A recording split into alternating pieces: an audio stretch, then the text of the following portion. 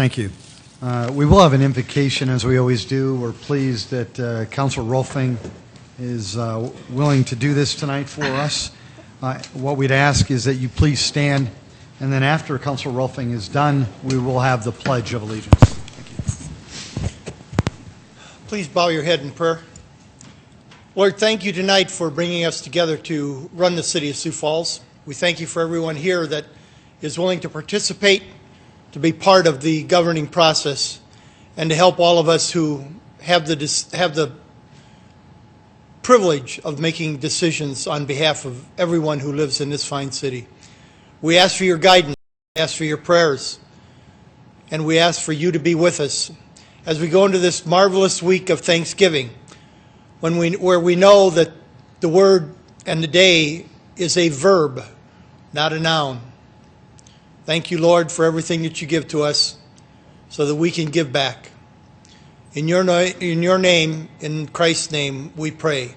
Amen. I pledge allegiance to the flag of the United States of America and to the republic for which it stands, one nation, under God, indivisible, with liberty and justice for all.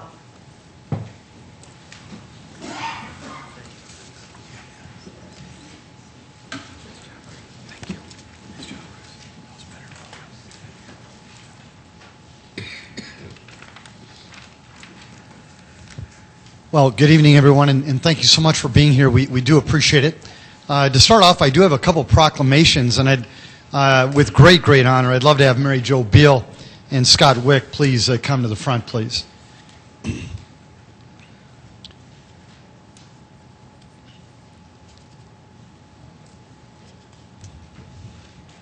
Mary Jo and Scott, thank you. I do have a proclamation, and to the city of Sioux Falls and to this county and to this region and to this state, I'd like you to really heed attention to this one, if you don't mind. Whereas, the W.H. Lyon Fairgrounds is to be a fun, hands-on, agricultural, and educational institution that reflects, supports, uplifts, and entertains the Sioux Empire. Whereas, the Sioux Empire Fair has become the largest fair in the state of South Dakota. Whereas, during August 9th through 14th, 2011, the Sioux Empire Fair hosted its 72nd annual fair. Whereas, during that 72nd annual fair, over 275,000 people attended and ultimately generated a net profit of $225,000. Whereas, the city of Sioux Falls certainly appreciates bringing awareness to agricultural issues, increasing economic benefits, and allowing more tourism within the Sioux Empire. Whereas, none of this can be done without support from the business community and diligent citizen volunteers. Whereas, throughout this year's fair, 2 volunteers, Mary Jo Bill and Scott Wick. These 2 folks right here. And who is this? And this is Lily, who had to sacrifice as well, I know. Because she didn't get to see her mom. Her mama. 2 volunteers, Mary Jo Beal and Scott Wick, went above and beyond volunteerism and acted as interim directors of the Sioux Empire Fair, making it a showcase of the Sioux Empire. Now, therefore, I, Mike Huther, Mayor of the City of Sioux Falls, recognize the volunteer efforts of Mary Jo Beal and Scott Wick for their civic dedication and volunteer efforts in leading the 72nd Annual Sioux Empire Fair, as well as the other board members, volunteers, and sponsors who have served the citizens of the Sioux Empire by publicly proclaiming our thanks for their leadership. And hereby proclaim November 21st, 2011 as Mary Jo Beal and Scott Wick Day in Sioux Falls. Thank you.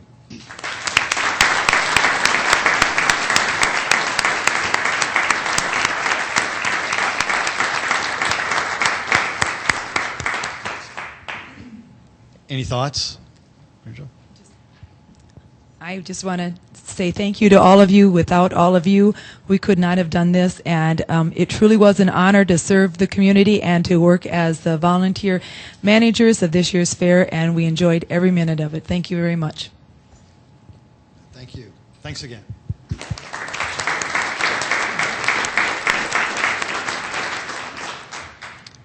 And do we have anybody here with World AIDS Day? Very good. Oh, thank you. Cole, how are you? Thank you.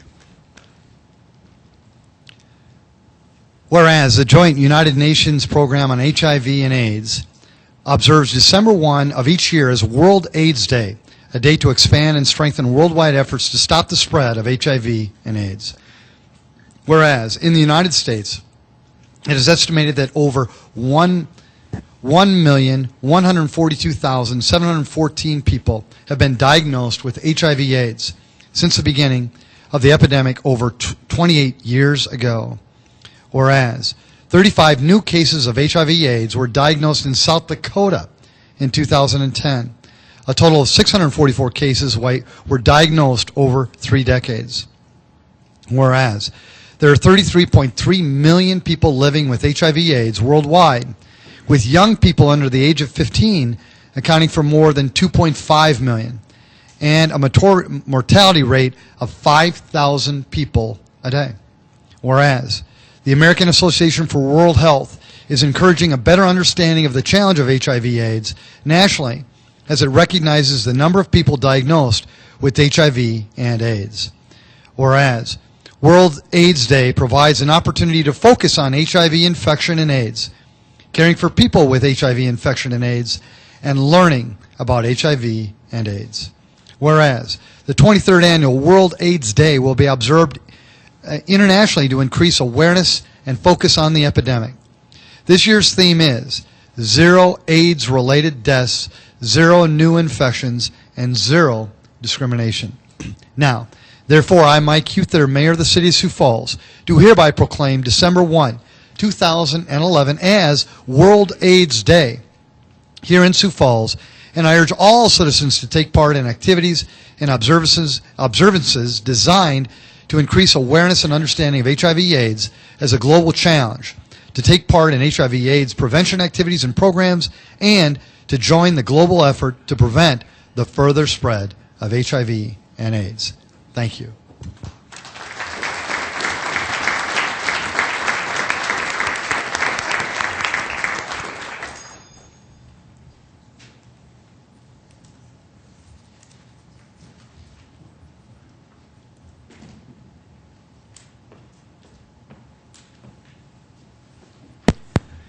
Well, thank you very much. We'll now move on to tonight's consent agenda. Council, any comments, questions, motions?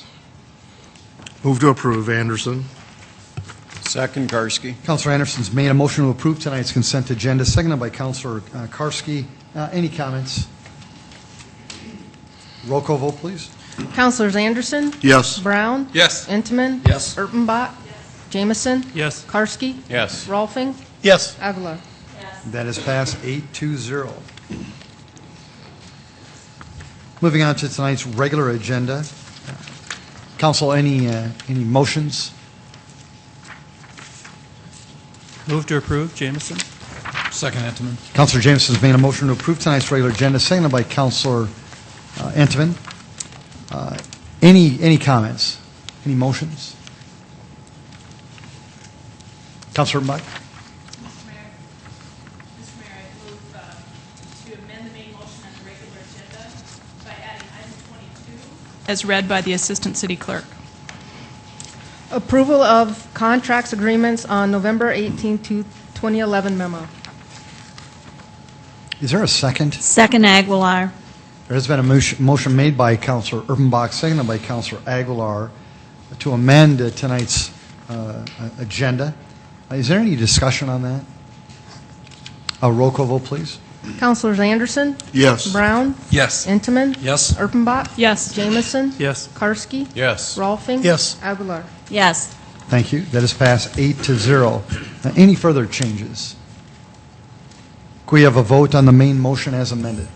Councilors Anderson? Yes. Brown? Yes. Intiman? Yes. Erpenbach? Yes. Jameson? Yes. Karski? Yes. Rolfing? Yes. Aguilar? Yes. Thank you. That is also passed 8-0. We, again, like to welcome all of you here tonight. This is an opportunity for anybody in the audience to speak to the council. We'd ask you to just come forward and just state your name, please, and we will limit your conversation to 5 minutes or less. If you've got a topic that is on an agenda item later on, we'd ask you to keep that, that conversation until that point in time. Is there anyone in the audience who'd like to speak to the council?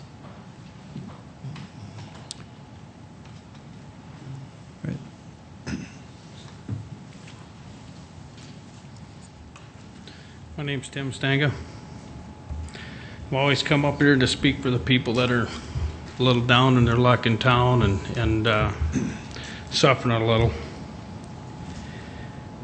And I had a few people that commented to me. I wasn't able to be here last week, but about the high-fiving and the little partying that went on after the vote. They just wanted me to refer that there was 42% of the people that voted no, and that the high-fiving and the little party to show people that what was done on the event center, that the party shouldn't start until after the 22 years are over, because there's a lot of people that are very skeptical on what is being done right now. I guess as a city council and as a mayor's office, we have to try to convince everybody that this is the right thing to do, and to be able to inform everybody on every penny that's being spent and how it's going to be spent, and just to try to bring this community together and to work together, because that's the only way this is going to work. So I just want to let you guys know that a lot of skepticism, but people want to work together. And the only way it's going to be done is for you guys and for the mayor to let them know that we are going to involve everybody, not just a select few.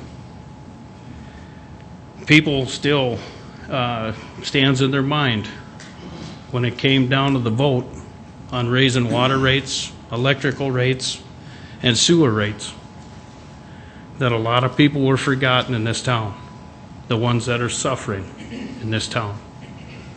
And I want you guys to realize that we got to look at 100% of the people in Sioux Falls, not just a few. Thanks. Thank you, Ms. Stinga. Is there anyone else who'd like to speak to the council? Well, very good. We'll move on with tonight's agenda. Item number 11, please.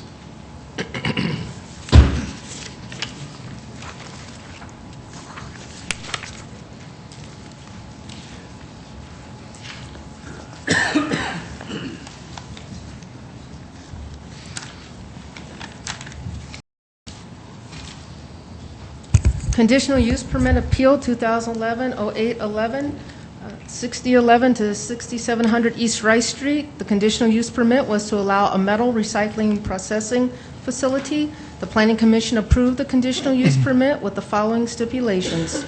1, final landscaping plans with berm, screening, and schedule of plans to be submitted to the Planning Office for final approval by the Planning Director designee. 2, a site management plan will require approval of the Planning and Health Departments prior to the issuance of building permits. 3, maximum height for evergreen coniferous trees used as part of the screening shall be 6 feet. Thank you. Welcome, Mike. Good evening, Mayor and City Council members. I'm Mike Cooper, representing Planning and Building Services on this item tonight. You are being asked tonight to consider an appeal concerning this item that was approved by the City Planning Commission at their last regular meeting.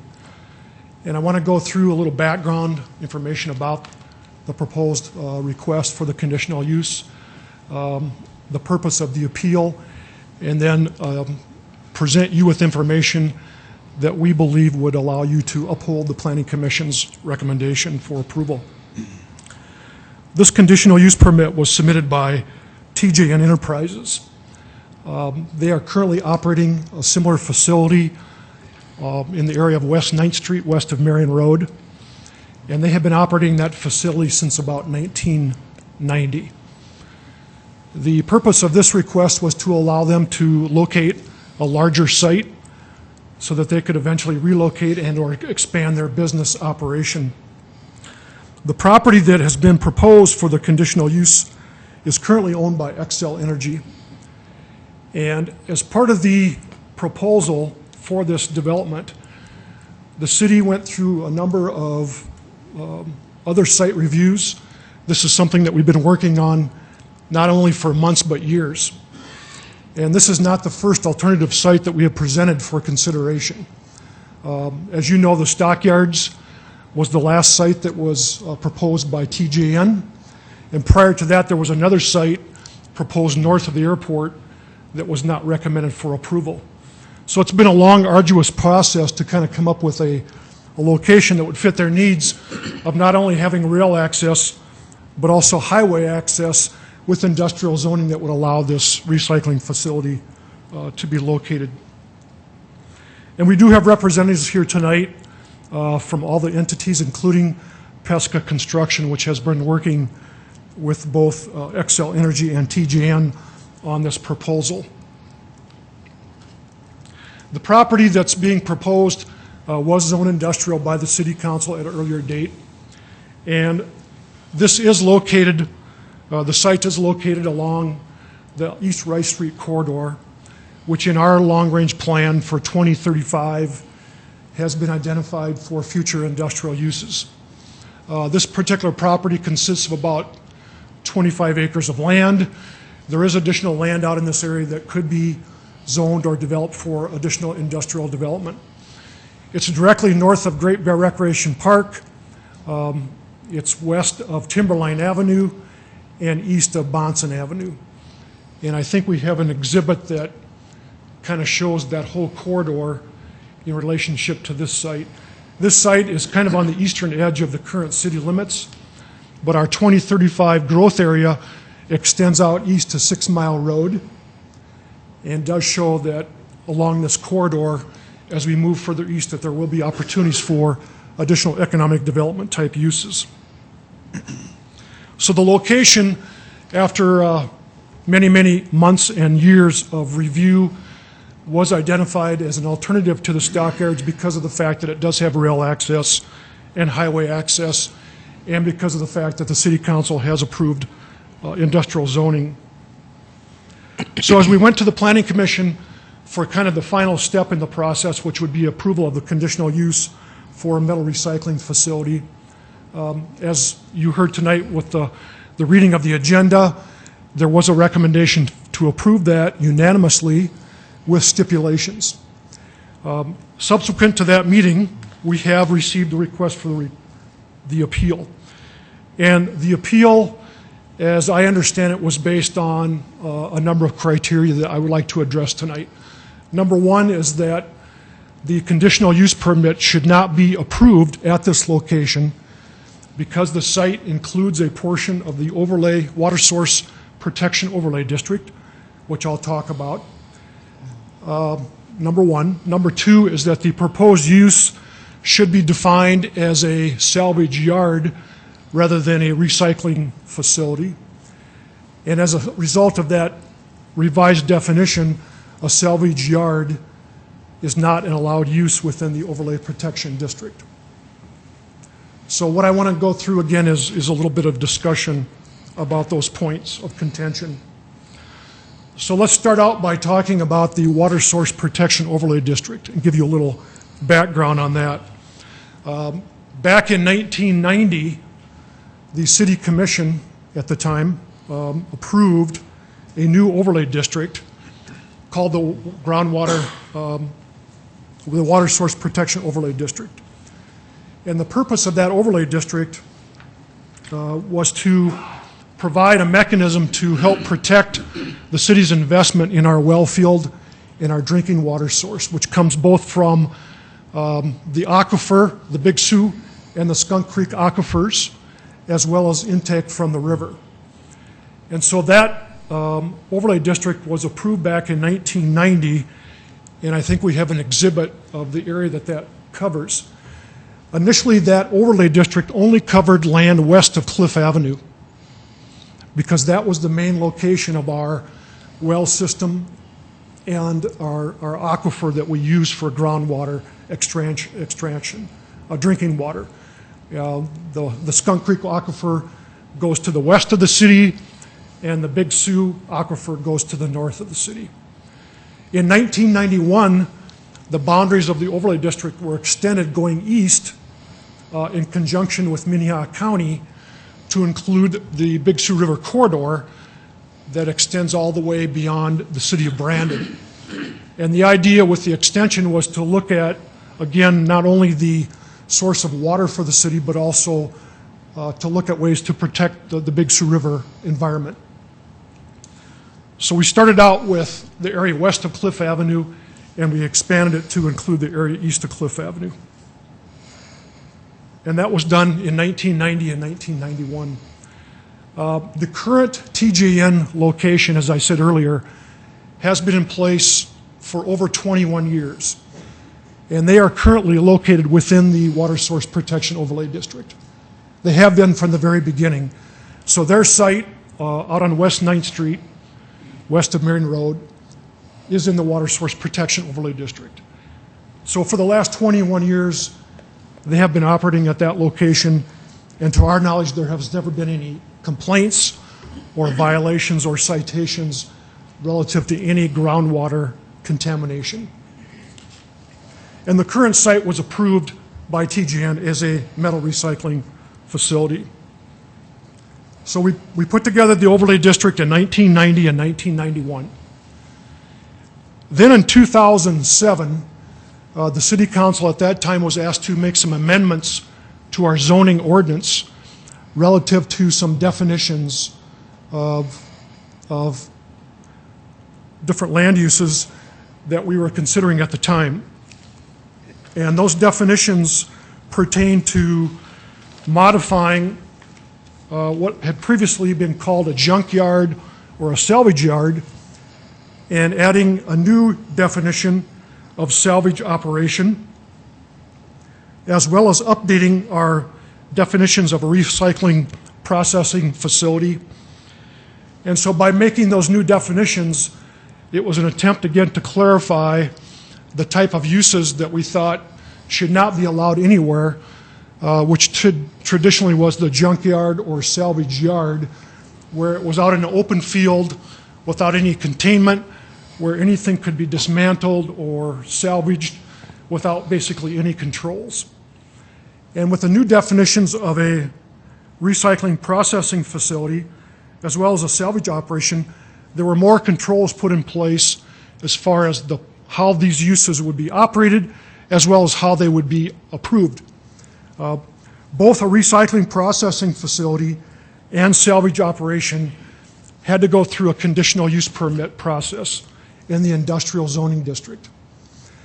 And so another change that resulted in is that with the Water Source Protection Overlay District, where it previously said that junkyards and salvage yards are not allowed because they're in agricultural areas, with the new definitions, a recycling processing facility and salvage operation both became conditional uses within the industrial zoning district, which are allowed within the Water Source Protection Overlay District, but they have to go through the conditional use permit process.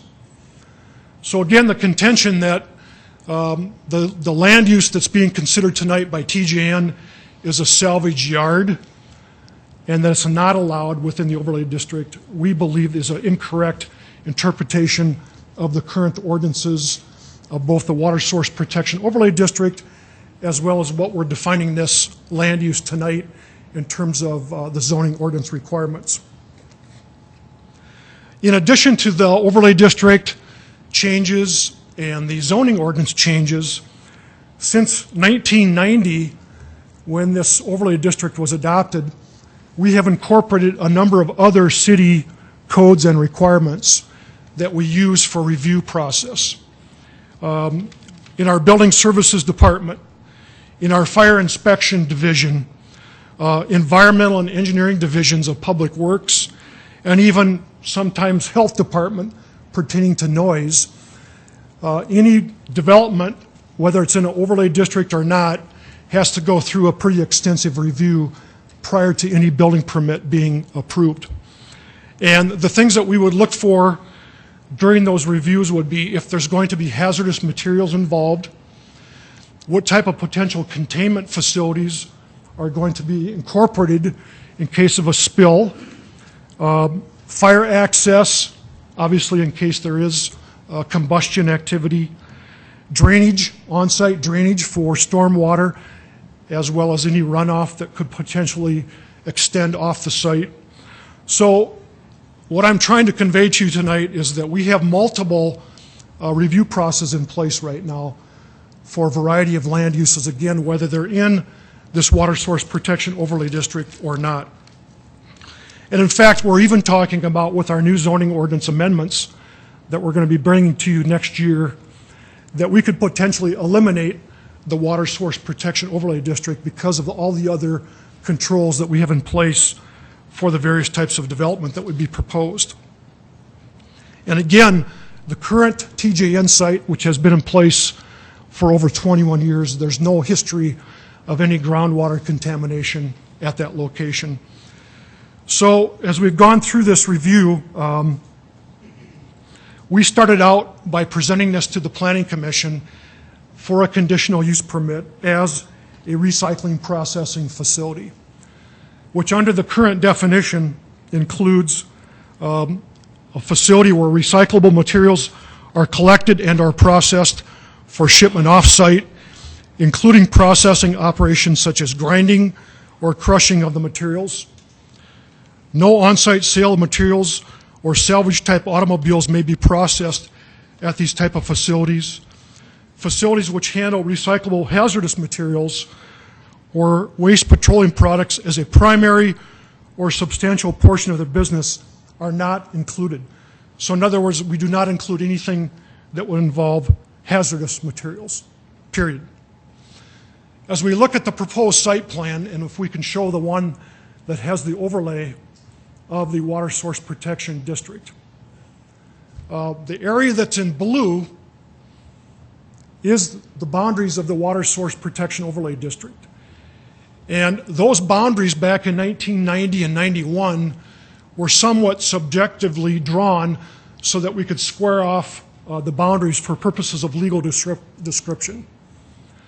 And the area that's in yellow includes the 25 acres for the proposed TJN recycling facility. So you can see that there's a portion of the proposed site that's within the overlay district and a portion that's outside of the overlay district. And interestingly enough, the portion that's outside of the overlay district is that area where the operation would include outdoor storage. The round circles and the small rectangle are outdoor components of their operation.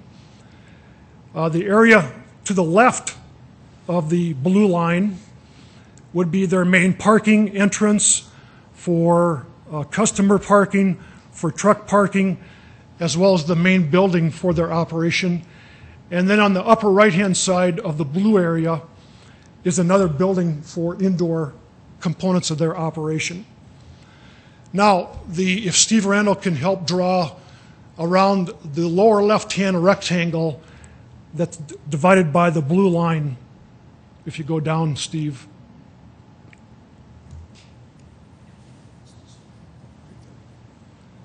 That portion of the proposed development does include a car crusher, which is outdoors. It's outside. So technically, if they move that just to the right of the blue line, they would not even be within the water source protection overlay district. And we probably wouldn't even be here tonight talking about this. But since this is a preliminary development plan, which still needs to go through final staff review before a building permit is issued, what we would like the City Council to consider tonight is a proposed amendment to the conditional use. Because we believe strongly that, again, the proposed use is allowed in this area as proposed. It does not contradict the intent of the ordinance as far as the Water Source Protection Overlay District, because it's not a salvage yard. It's not a junkyard. But to clarify any question as far as the operation, one of the recommendations that we are presenting to you tonight, because you have the authority to approve the conditional use, you could deny the conditional use or you could amend it.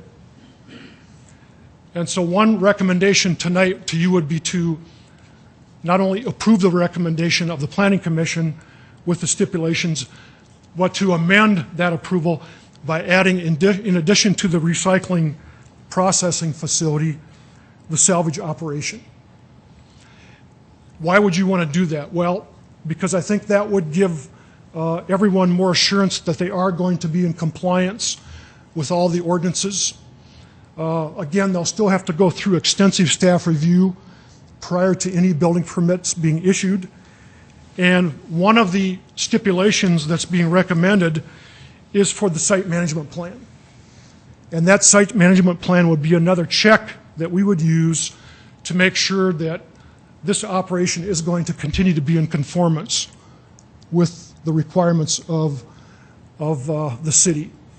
And then finally, because it is a conditional use, there is a process whereby if there's a complaint or a concern that it's not operating completely in conformance, that we can bring that back for consideration, and that would go to the Planning Commission as well as to the City Council, and potentially that conditional use could be revoked. So again, I'm presenting you with a lot of information tonight. As I said earlier, we have representatives here tonight with TJN, as well as Pesca Construction and XL Energy. If you have questions about the specific day-to-day operation of the site plan, Dave Bernstein is here tonight to help answer those questions. Jim Clark is here representing XL Energy, and Gene Pesca is here representing Pesca Construction. As I said, we've gone through an extensive amount of review to get to this point. If this location, quite honestly, is not approved, then I think we would probably end up back at the stockyards. We presented this plan on Rice Street to the Park and Recreation Board. They unanimously approved it. We presented it to the Planning Commission. They have unanimously approved it. So what we are asking for you tonight is to uphold the decision by the Planning Commission, because again, we believe that it is in conformance with our requirements, with our ordinances.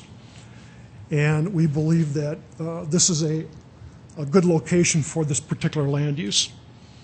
And with that, I will close my comments if you have any questions for me.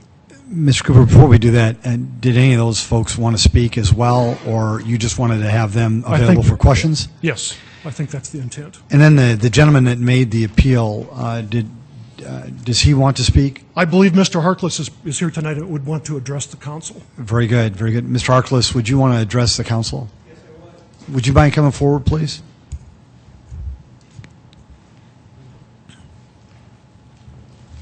Thank you. My name is Randy Harkless. I own the residence at 4701 North Timberline Avenue. I am the one who filed the appeal for the conditional use permit.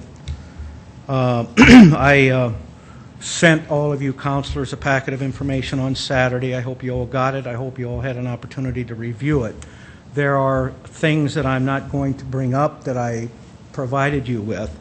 A couple of things that I would like to point out that are procedural in nature.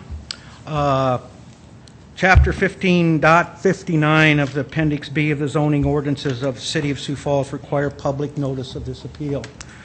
Notice includes the posting of signs by the applicant at the property at least 10 days prior to this hearing. The applicant must also furnish a certificate verifying that said signs were posted. I've continuously monitored that location for the past 2 weeks. I've not seen a sign posted. the old signs when the original meeting was scheduled for November the 7th, and the planning department wanted to change the change the time to today, were there. Matter of fact, they're still there. So no new signs have been posted. So I don't know if that creates a problem for this council or not, that there was a lack of public notice. The other thing that I'd like to point out is Article 15-40.43088 C2. This section titled Review Procedure Screening Committee indicates that a permit for a new or change in use within the Water Source Protection District be reviewed by a screening committee. The review is a detailed analysis that I won't attempt to describe at this time. I've asked the Planning Commission, as well as the Planning and Zoning Department, if this screening process was conducted, and was it conducted within the public purview. Also, if minutes of the meeting were kept, are they available to the public? I don't expect a response at this particular time. I just wanted to make sure that that got added, those two items got added to the record. I want to devote my time to addressing the negative impact that this permit has on our water supply and the actions taken by this city, not this city council, but by the Sioux Falls City Council in the past to preserve our water supply.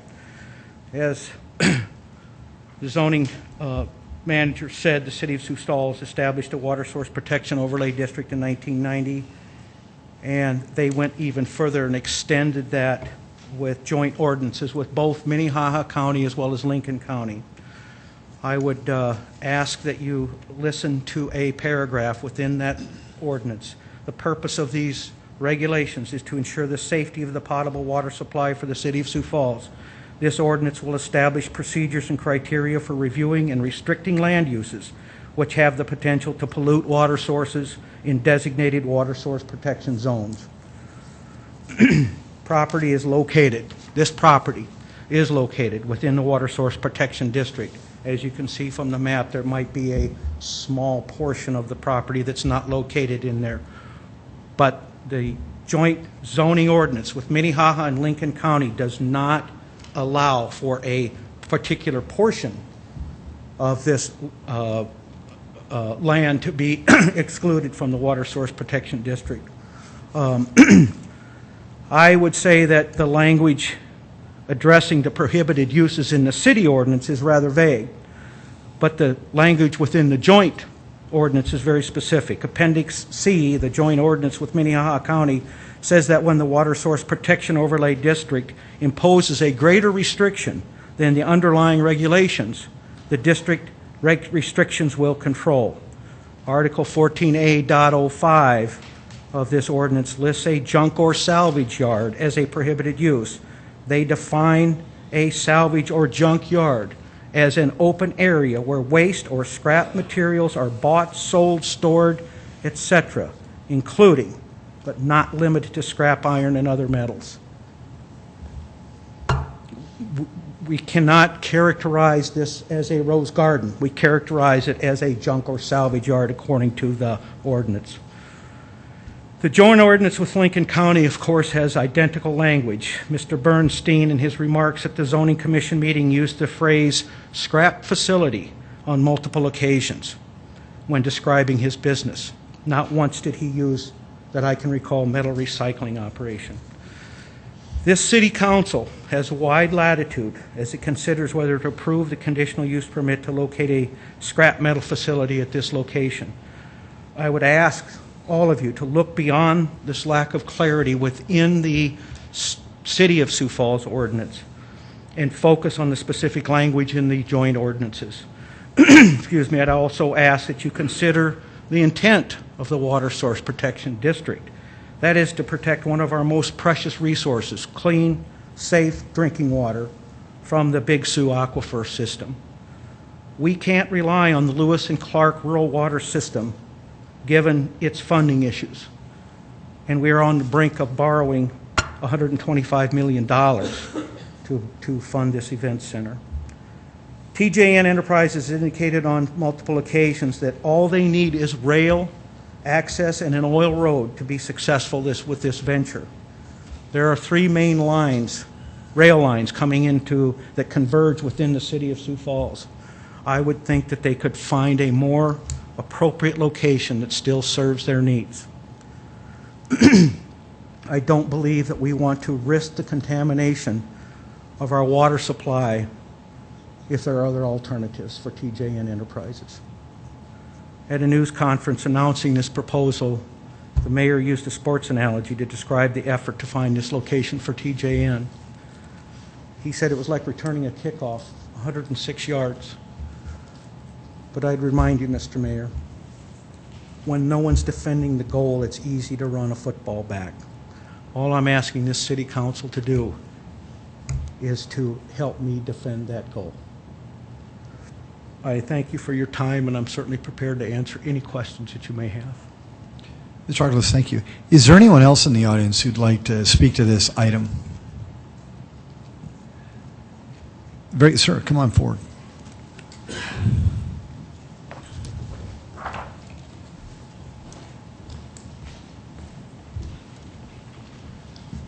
I'm Dave Bernstein with TJN Enterprises, the one that Mr. Harkless and others have referred to. And I just wanted to thank you for consideration of this. I think many of you know, including the mayor, that we've been at this for quite a while.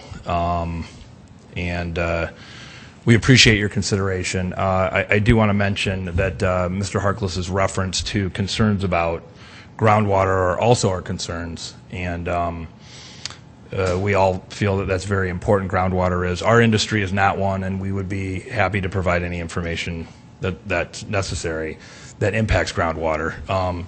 Traditionally, either here or anywhere else, ours is more of a stormwater runoff issue in our industry, but references to groundwater and us contaminating groundwater, and I realize there's more of a definitional issue here, are basically unsubstantiated by Mr. Harkless or anybody else. I'd also like to point out, and again, I appreciate Mr. Harkless's desire and ability to appeal this. Mr. Harkless has appealed it on multiple other issues, also relating to traffic, relating to the striped snake, which we also looked into, and many other things. And I do feel that while it's his right as an adjacent or nearby landowner, that at some point we also need to have somewhere to operate. And this is a very well-suited location that Mike Cooper, for many years, 5 or 6 to be exact, over multiple different locations, has worked hard to find a location that makes sense in an industrial area of Sioux Falls that seems to be very well suited for this type of operation. And working with the mayor and others,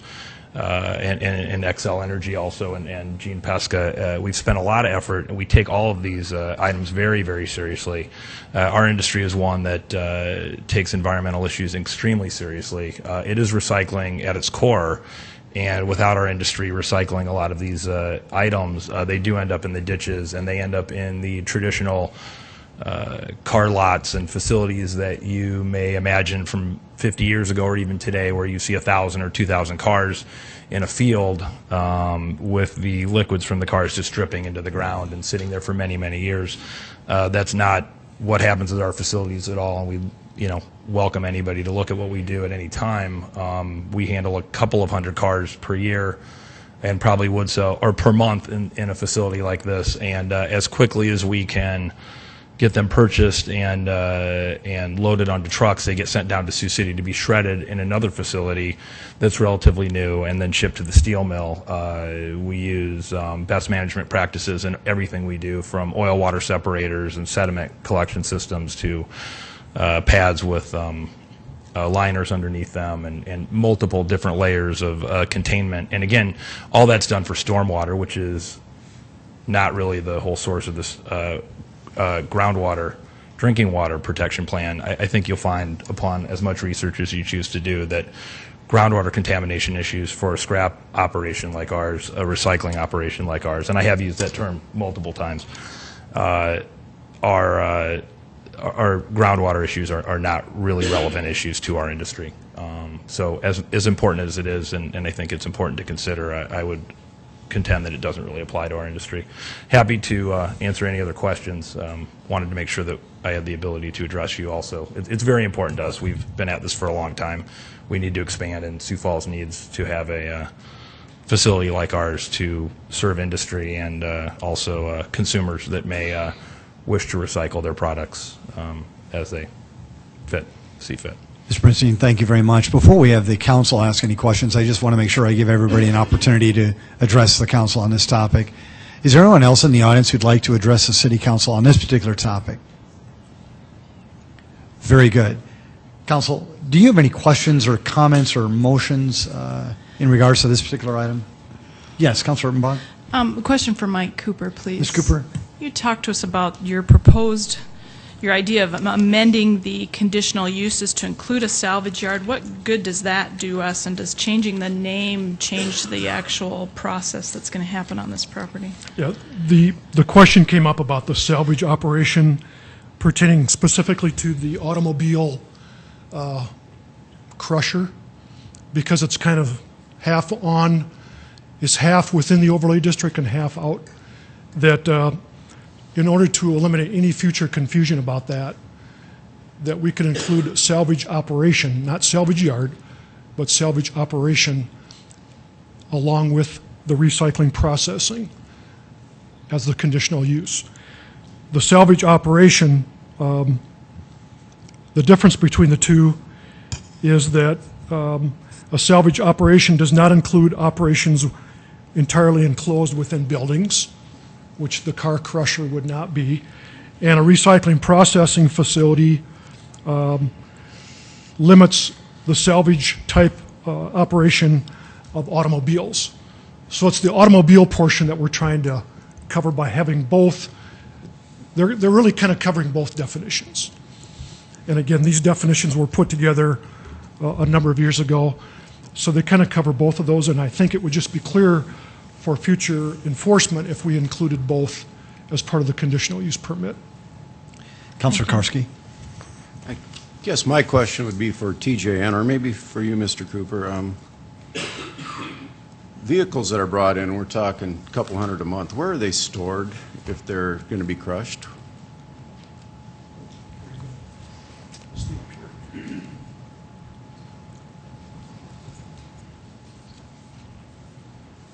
Sorry about that. We presently at our facility, they're stored up towards the front area on a pad, and then they're flattened and stored back on the same pad, and then loaded onto semis and shipped out.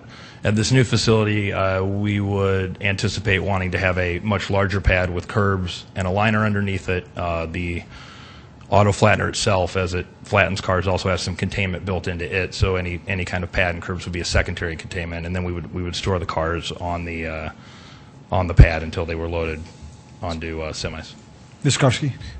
What, 20, 30 cars stored at a time? Yeah, I think in discussing it, we think that the max we've ever had here would potentially be 40 to 50 maximum that we've ever had, but normally 20 to 30 cars would be exactly what we would store. I think a semi holds in the, how many, Kevin? 10? 20 to 25 at a time, and so you have to accumulate loads. And they are flattened, so once they are flattened, it doesn't take as much space as you might think to store a pile of cars. Councilor Karski. If I could continue, what Please. type of environmental regulations are there regarding, the liner, the containment, that type of thing? Basically, we, and especially for this facility, would operate under one primary one, which would be a stormwater permit, like you would see that the state of South Dakota, I believe now, oversees those directly themselves. It used to be through the US EPA. Looking at the disposition of stormwater and best management practices to be able to mitigate what goes into the stormwater, not unlike what might happen on a parking lot or a car lot. All of those type of entities would be subject to the same thing. There are multiple different ways to deal with the issues that we would have with cars, and from our experience, our feeling is that the best way to handle that would be primarily with the car crusher, to have primary containment where most of the antifreeze and oils end up in a barrel. Secondarily, the pad with some kind of sump in it to be able to take those materials out if they get outside of the car crusher, which at times they do when they're just being stored. And then third would be using techniques like we use in our newer facilities, including down in Sioux City, like a vortechnics unit, which is a sediment and oil and water separation device. It's a passive device that the water flows through, and it causes the sediment to settle in the bottom and the oil and water to kind of float up towards the top, and then those are pumped out periodically and disposed of, and the water that goes out is free of sediment and free of oil. And so that would be a third methodology that all the water that we would have on the site would go through to be able to handle that. So there's multiple layers.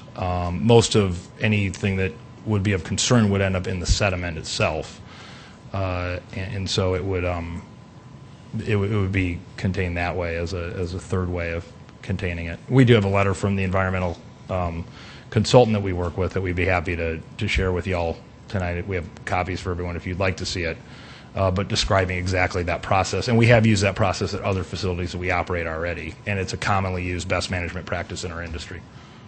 Okay, thank you. Councilor Aguilar. Mike, I know that next Monday we're rehearing the item with Lincoln County because signs were not posted. Can you tell me, will we be rehearing this? Can we legally even hear this tonight without those signs have been posted? Yes, for an appeal like this, what we have done is that we initially posted it for the November 7th, and subsequent to that, there was a request to defer it. And so our decision was to leave the signs up so that there was no question that anybody that was interested would know that it's not going to be heard on the 7th. The appeal was made by Mr. Harkless. He's the one presenting this tonight. That was the only public request that we had for this review. So administratively, I think in the future, in order to clarify that, that's probably something that we should look at, is if there's an appeal and that appeal for whatever reason gets deferred, then there's another public notice, but currently our process does not provide for that. But we have not received any public comment since the Planning Commission, other than Mr. Harkless and one other inquiry about the automobile component of this. And I guess this question's for the city attorney. You know, we're being asked to, if we bring this forward, to amend the main motion by adding, is that necessary? Would it be legal without that amendment? Counselor, I would recommend amending this to include the definition for a salvage operation. I think it more clearly fits the intended use here. And in terms of regulating the activity in the future, it more closely resembles exactly what's going on out there. The recycling operation or the salvage operation both fit the conditional use allowances under the I-1 district that we have here, but I think, as you can see, we lawyers like to dot every I, and I think it would be much clearer, especially from a regulatory framework, to have it salvage operation. Thank you. If I could just follow up the question about best management practices. Again, I'm going to repeat what I said earlier, that within our existing codes, building services, fire inspection, environmental division of public works, all has the authority to review a use like this with best management practices. So we have internal guidelines in addition to what the state provides that would address this use before it becomes a reality. Councilor Jameson. If I could, for TJN, Dave. David, yeah, don't leave, David. And Mike, I guess, as well, but has your current facility been inspected by the city as far as its environmental appropriateness? You know, I don't, the city, I believe, has inspected us for other reasons, but I'm not sure that that would necessarily be something that we've ever been inspected by the city for. How about any other I believe governmental we've had agency? visits in the past relating to stormwater specifically. We have, I can tell you, we have at multiple of our sites, we run 8 different scrap operations. And we have had visits pertaining to stormwater management, which is a big issue. And in 2 cities, in Spencer and in Sioux City, we also have air permits for auto shredders, which we are not proposing for here. We have been inspected multiple times on stormwater and air permits annually or biannually, and we've never had any issues with that. And as far as technology goes, are you planning to incorporate any new technology into this new yard versus what you've got already? We generally have. I think that some of the stormwater management technology has been pretty refined over the last few decades to the point where a lot of the passive, non-powered methodologies tend to work the best because you don't want to have to worry about powered, high-tech methodologies in the middle of a storm when you might be getting a lot of rain. So they've come up with some very eloquent, simple techniques to manage stormwater that are pretty well foolproof and don't require direct operation of anybody. And those are the ones we tend to preference. So. All right, one last little But we question. would always explore, I mean, as we go to design the site itself, we would certainly explore what's out there. The environmental consultants that we use out of the Chicago area do a lot of work in the scrap industry. It's one of their primary areas of focus along with mining. And so they are very, very up to speed on what's going on. I mean, this isn't something we engineer by ourselves. In just basic terms, can you describe exactly what happens to all these fluids that come out of a car when it gets smashed? How do you contain it, and how do you dispose of it? Our desire, and a good chunk of the cars we get come in with no fluids. But there are cars that do come in with fluids.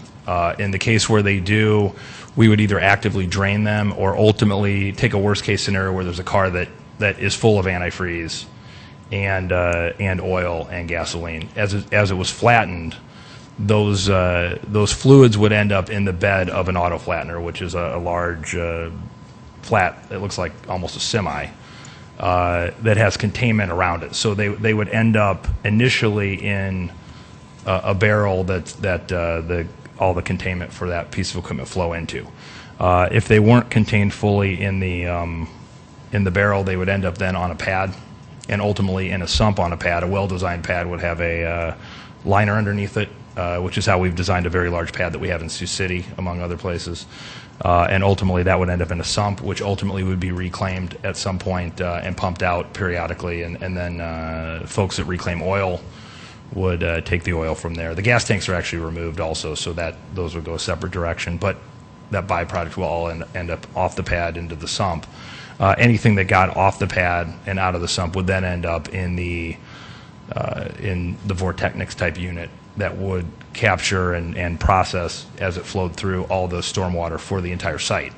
As a third point, traditionally what happens with gasoline, if it gets spilled on a pad or on the ground, is it evaporates, so it doesn't end up in groundwater or stormwater. Oils tend to and antifreeze tend to flow and tend to usually aggregate in sediment or end up in a Vortechnics unit or something like that. So really, in the end, what we try to do is keep the sediment from going off the site and also keep any oils or fluids like that from going off the site. Our main goal, though, is to not have them come in. Our inbound recyclables control program, which prohibits a lot of different items, includes the prohibition of vehicles with fluids. But we are also realistic in that we can't get every drop of anything out of a car. And therefore those are dealt with, along with also mercury switches, which we prohibit, but we're also part of the ELVS program, which is a federal program that South Dakota is also a part of, where there's a bounty and reclamation of mercury switches. So if somebody else doesn't get them, we would get them, and we have a pretty significant past, as the public record indicates, and we have copies of that of us disposing of mercury switches accordingly also. So, I mean, we take that all pretty seriously. Councilor Wolfing. Yes, Mike. Just thinking down the road, maybe 5, maybe 10 years, when that highway at Rice Street is going to be even more used, and we're probably going to be looking at developing that into 4 lanes, something like that, or widening it in areas. What's the thought there? Do we have land available? Is there right-of-way available? Are we going to be crunched for land and everything there? Yes, there is right-of-way available because there's actually a railroad track existing between this site and the highway right-of-way. Oh, that was my concern. Yep. Do we So have there is- room there with the railroad track there? Yes, And then also to the south of the yellow line, there is a right-of-way that's being preserved for the future extension of Benson Road. Okay. So we've discussed that with the applicant. We're going to be working with them.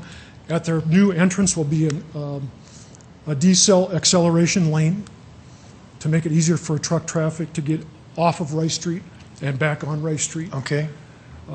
There is a turning lane over by Timberline Avenue. So in terms of the transportation system, yeah, we've looked at all that as far as today and into the future. Okay.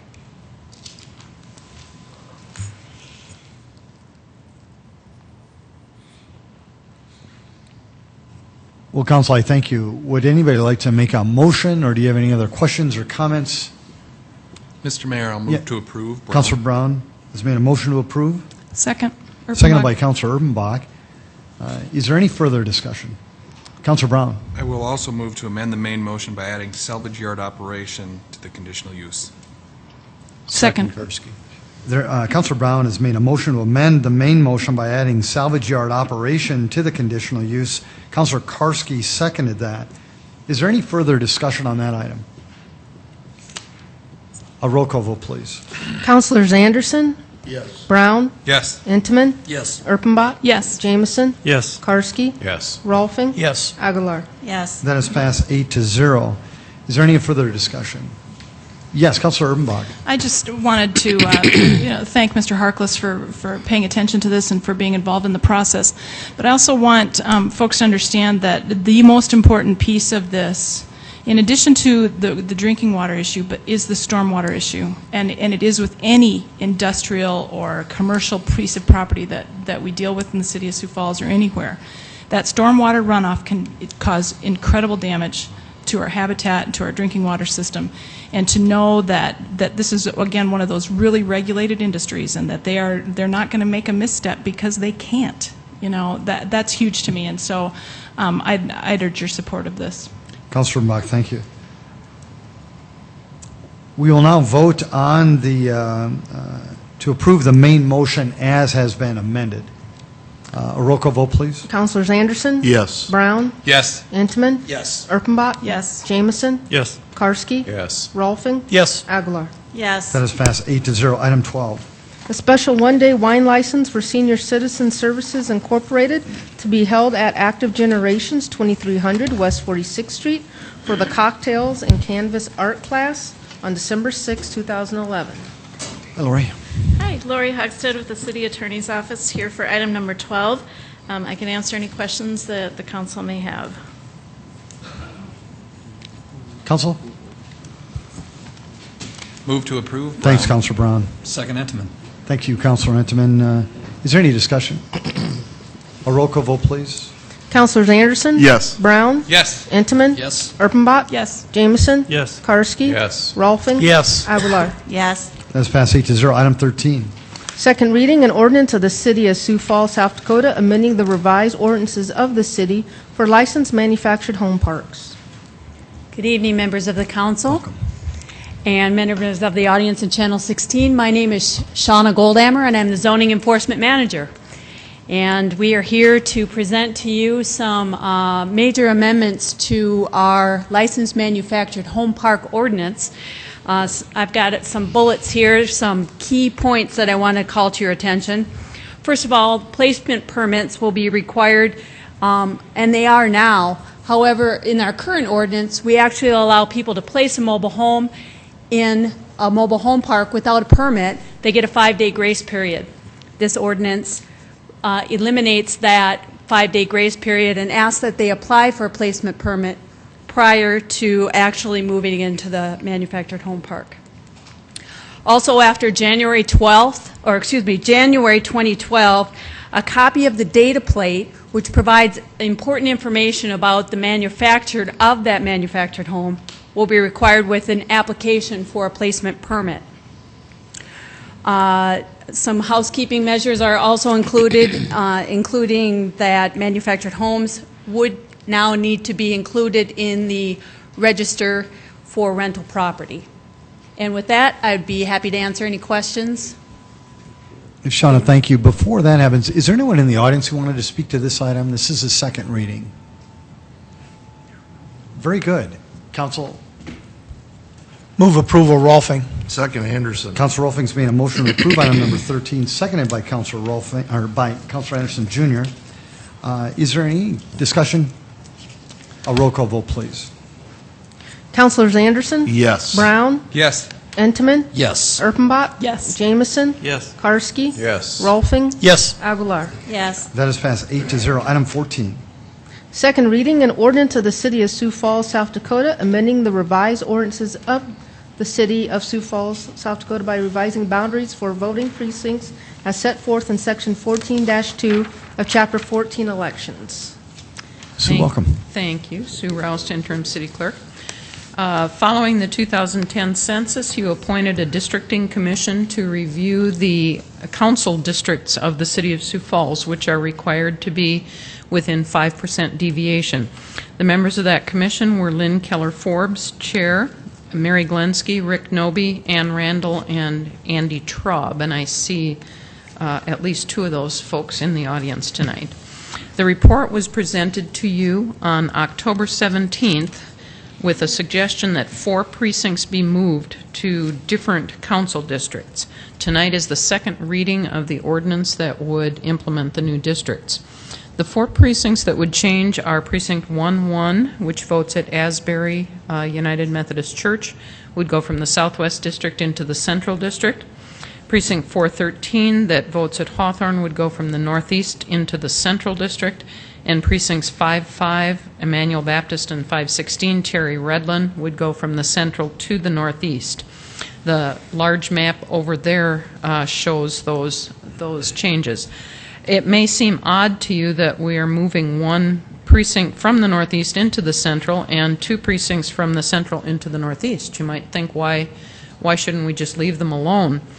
If we left them alone, the population would be just barely beyond the 5% deviation. These things need to be moved to make the cumulative deviation 4.99% from the smallest to the largest.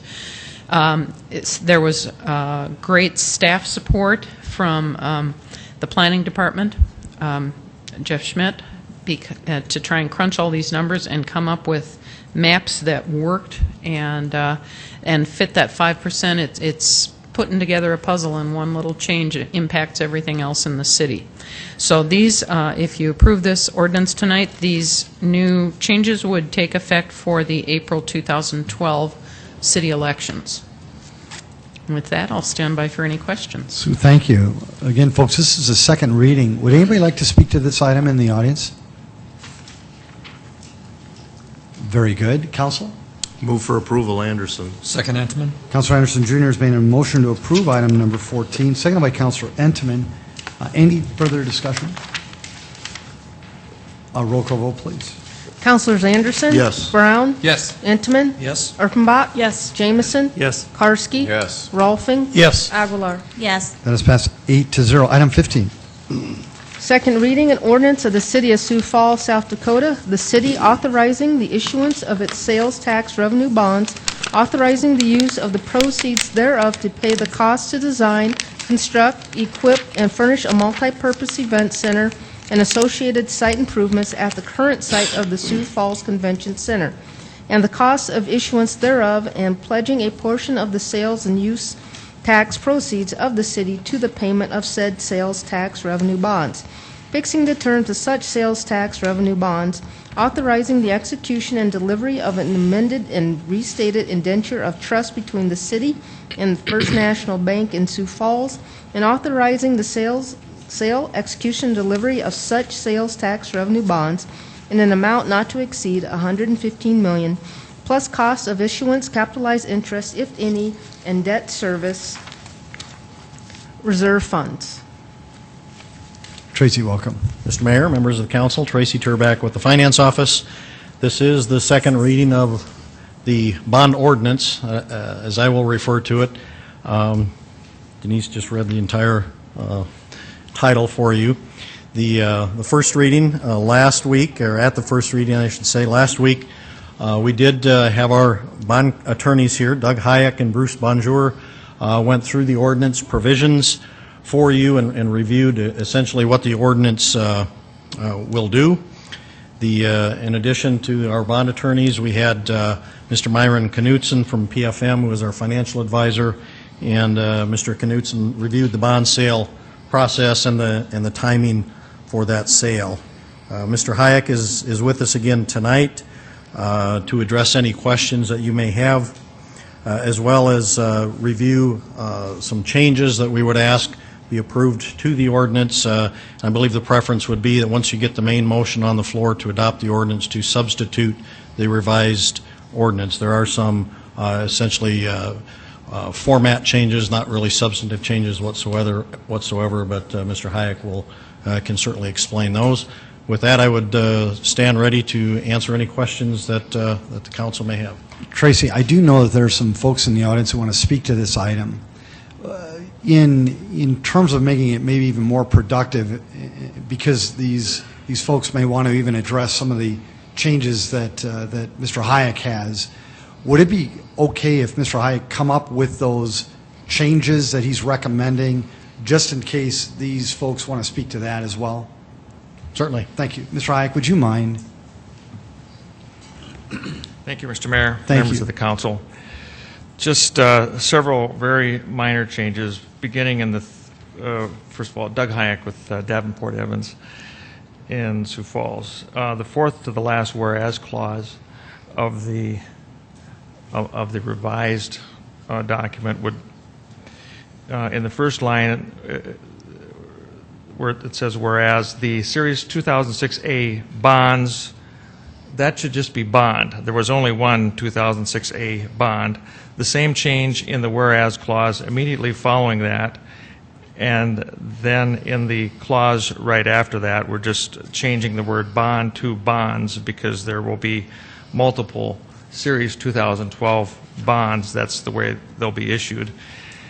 And then on the next page, in Section 2A, there's a reference to Section 3 that should be to Section 4. And then in Section 2B, in the second line, we need to insert Series 2006A bond. The purpose of that change is to make it clear that these bonds are on a parity with all of the previous outstanding sales tax revenue bonds, and Series 2006A bond was left off that list. That needs to be included. And then at the bottom of the page on Section 4B, we're eliminating the defined term, the maturity date, just deleting that. And then on the following page, which would be Section 4C, we're changing maturity dates just to dates because there will be multiple maturity dates for the bonds. Each bond, the bonds will be issued to mature by years. So some will mature in 2013, some in 14, et cetera, on down the line. So there'll be multiple maturity dates. And the way it was originally written, it looked like it would be just one maturity date, but there'll be multiple maturity dates. Those were the only changes. Mr. Hayek, thank you so much. Now, folks, I do know there's some folks in the audience who wanted to speak to this item. If you would come forward, we'd appreciate it. Welcome.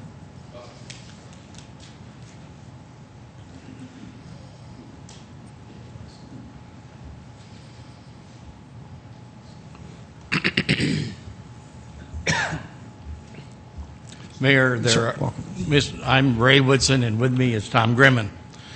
I realize that each of us can only speak 5 minutes under the rules. I asked you before the meeting whether we could combine it so that between us we could do 10 minutes, and you said, no, we better keep it to 5. So I guess, absent any other action, I guess we'll try to do that. It doesn't flow very well, but we'll do it. Well, what we do here is we do our best to keep it within 5 minutes, but there's many times that it doesn't go, that it's beyond that. We would just ask you to just do the best you can. Okay. Thank you. We do have a handout, and we also have it on PowerPoint talking about this. My name, again, is Ray Woodson, and this is Tom Grimman. We're both senior vice presidents with Doherty and Company. Tom has been with the office here in Sioux Falls for 19 years, and I've been here for 23 years. We're both citizens and residents, and our office is in 110 South Phillips, Sioux Falls, South Dakota. As I told you last Monday night, we did not believe that it's the best interest of the city of Sioux Falls to take risk of higher fees and higher rates by using a competitive sale method, especially at the time of significant volatility in the bond market. We did show you last time, just quickly, the deal that was done in 2009 that compared fees and expenses between a deal that we did for the for the Sioux Falls School District and a one that was done by PFM on a competitive sale for the sales tax revenue bonds for the public project. The total underwriting fees on that bond issue for $20-some million was $311,000. And the total fees, including financial advisor, were $1,539 per bond. On the school district, it was $475, and the rates in the school district were 0.21% lower, or 21 basis points lower than the public sale. If the city had been able to get the rates that we obtained for the Sioux Falls School District, they would have saved about $790,000. There's often argument made and said that competitive sales are transparent. We're here tonight to tell you that's the farthest thing from being reality, and we'll demonstrate that to you. Most times, I'm sure that if you sold bonds that have a coupon of 4% and they're sold at a yield to be at par or at some premium or discount, and you paid an underwriter money to sell those bonds for you, you would generally think that the investor that ultimately ended up paying that bond would earn that interest rate on those bonds. That doesn't necessarily happen. We believe that quite often that the interest rates, we're not here to tell you that anybody is doing anything wrong, illegal, or improper, but only that's because of the method of sale that this happens. We believe that the reason for the higher rates and fees are because it's a competitive sale. And with that, an investor that buys those bonds or someone that submits a bid on those bonds takes all the risk from that point forward if there's a change in interest rates. And they can't afford, with the fees they pay, normally to take that risk. And so they add in higher initial fees and they charge a higher interest rate that's embedded in the sales. In June of this year, we did a negotiated sale for the school district, and the result on a negotiated basis, I forgot one paragraph, Tom, the one. There's electronic reporting of every trade by QSIP, that's the maturity, of every trade that is done on a security. And it's real time almost, it's almost simultaneously, and it's open to the public. You can go out to Emma, which is run by the MSRB it's electronic municipal marketing access. There we go. And so there is no hidden trades anymore. I mean, it used to be rumored that underwriters were doing all these deals on negotiated sales, and you couldn't see it and didn't know what happened. Well, today, all that is very public and very real time. On the Sioux Falls School District, for example, it was $28 million. We did it on a negotiated basis. Again, our fee was $4.75 per thousand. Part of that issue was for a term bond of $10,570,000 to mature on 1/1/31. Our total fee was $136,000, and there was no separate financial advisory fee. Starting at 4 o'clock on June 15th, trade started being recorded on Emma. We sold the bonds to the school district at a 4:45 interest rate at par. There are trades on Emma that reflect our sale of those at that rate at 445 at par, totaling that 10 million. There was one customer that bought 500,000 of that and immediately started making some trades. He marked it up to a 410, and in order to, because for some reason, and then that bond got sold again 2 more times, and then it went to the eventual investors. And yes, because somebody had to pay for those future sales, the investors in that case of about $500,000 worth of bonds ended up getting paid less than the 4%. They earned it. But it had nothing to do with us. It was truly in the secondary market. At the day that we did that, interest rates were 385 on the MMD general obligation bond, which is national index. And a lot of people look at that as a starting point in determining the yield on a bond, and then it's sort of adjusted for rating. The type of bond, is it a GO or an LTGO or a sales tax, et cetera. Bank qualification, exemption from income taxes, is exempt from just federal, is exempt from federal and state, is exempted from federal, state, and city in some cases. So anyway, it was 385. On September 12th and 13th, that rate had changed to 338. On 9/12/13 trade, beginning there was a $67,200,000 general obligation school construction bond conducted on a competitive basis by Public Financial Management for West Fargo Public School District. Part of that was for a $12 million term bond that had a maturity of 1/5/31, same final maturity date on that term bond. Starting at 2:00 p.m. on that date, fees started to come in. It was sold at a 4% coupon to yield of 402, so somebody had to buy it at a slight discount. They sold it at 99 in order to get that. By 2:05, it started to change a little bit because the initial trades, some trades went out, 5,850,000 trades went out as customer bought. And customer bought is something that's bought primarily for that customer's account and not intended for resale. There was about 7 million that went out as inter-broker-dealer.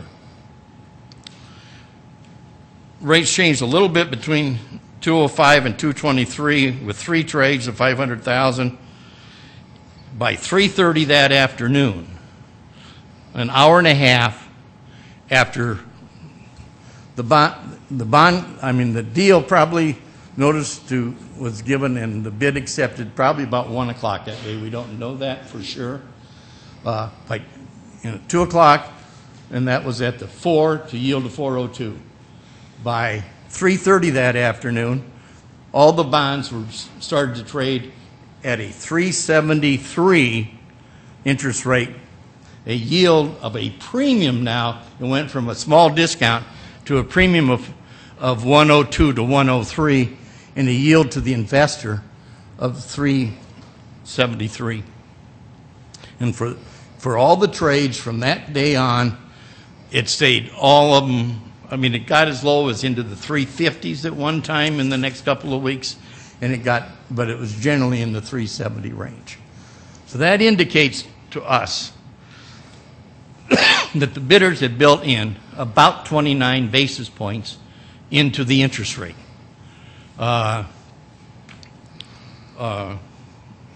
And this sort of shows what that reflection on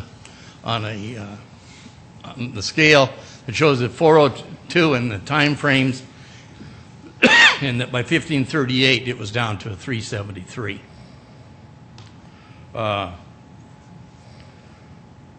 So not only did they pay $14.55 for the fees to the underwriters, somebody, The investor did not get the money between that and the 373. I mean, they ended up with the yield. So there was about 29 basis points that got used up in fees in addition to the 15, almost $15 that was done initially. So I don't think that's very transparent. And, the investors that bought those term bonds, to be in all honesty, they're going to get a 4% coupon, and they're going to get interest at 4% on the amount that they bought. But they had to pay a premium of 102 to 103 cash up front in addition to the face value of the bond. So they're going to effectively earn to the call date, because everything, premiums and discounts are priced to the call date.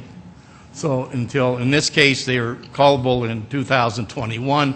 So for the next 10 years, they'll effectively earn 3.73. We're not advocating a single negotiated underwriter and a single underwriter. Somewhere between 2 and 5 underwriters, we think the city should use that method and conduct a negotiated sale with the guidance and review of the financial advisor. During the time that the city is advertising for competitive sale, during the time of the preparation of the official statement and the time for the publication and the 20-day referendum period on the ordinance, why the underwriters could be selected and determined. And then it takes time to advertise for sale. If the underwriters were determined during the same time that somebody has to advertise on a competitive sale, the underwriters could be out pre-selling and pre-negotiating, looking for and assisting in the pre-sale activities, and basically be able to bring it to market in the same time frame as you would do on a competitive sale. There are 3 ways on a competitive sale that the city can end up paying more, and the West Fargo only addressed 2 of them potentially. One is the fees, one is the built-in interest rate hedge that may very well be in there, and the other is if you go out to a competitive sale and you plan and you say you publish, and the bids are going to be opened up on January 13 of 2013, and on one of the last few days or in that time frame, once you start advertising, there's a spike in interest rates, or on even the day of the sale, there's a spike in interest rates. The city is in a very hard position because they either have to award it with those rates, or they have to reject them and start re-advertising, and to delay and say, okay, well, we don't know, was that a one-day event or is it a trend or whatever, where you would then have to say, well, we're going to take a chance for what happens in the next 2 weeks as you go back and re-advertise. With a negotiated sale, that date could be adjusted. I mean, you can plan on a given date. If market is doing something, you can adjust it. It just happens. It flows. And I know that there's been discussion about some of the things that you want to do as far as final adjustments in the amount of the bonds. That works much better with a negotiated sale than a competitive sale. Mr. Woodson, you asked for 5 minutes. You're now at 13. One last. So, Tom, I don't know if you want to as supporters of the event center and residents and taxpayers of Sioux Falls, we wish to thank you for your time.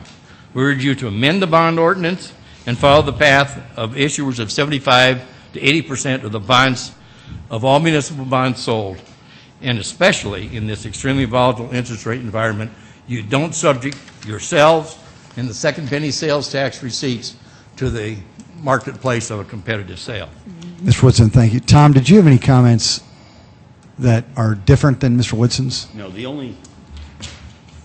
I know we're over time, sorry, so I'll be short. The time isn't the key. It's just, if you've got something that's really relevant for the council, we definitely want to know. I really have to add that's unique to this, and I didn't hear Woody talk about it, and I think it's very important, is that we didn't talk about the retail side of this. I mean, local people that voted for this most likely will not I will say 99% sure that they will not get an opportunity to buy these bonds right out of the get-go. They may get some in the secondary market in the trading that we talked about. They will not get an opportunity to buy with the situation or with the method of sale that you've decided on. That's my only point. It also drives interest rates also in the retail market. Lower interest rates when you have more of a retail presence. And I'm sure there's a lot of people out there that would like an opportunity to invest in this project. Thank you. Tom, very good job. That was a very good point. Is there anyone else who wanted to speak to this item?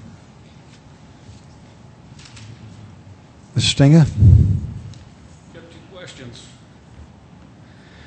I didn't really hear him say how much that we're going to be paying the firm to do all the paperwork and the legwork and being able to process the bonds.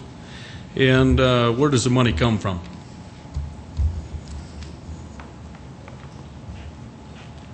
Is there anyone else who wanted to speak to this item? Mr. Mayor, Very good. And now could move we to the council. have one of our folks answer those You bet, questions for you Mr. bet. Stenga? Thank you. We just wanted to move on to make sure everybody's... Is there anyone else who wanted to speak to this item before we move to the council? Very good.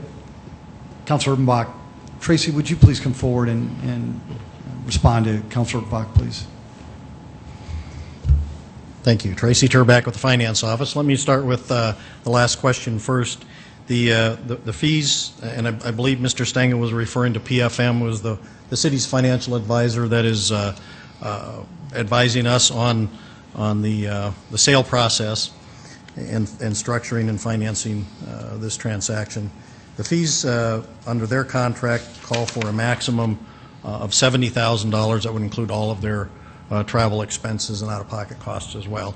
They were selected, and I don't recall if I mentioned this to you last week or not, but the PFM was selected on a competitive process.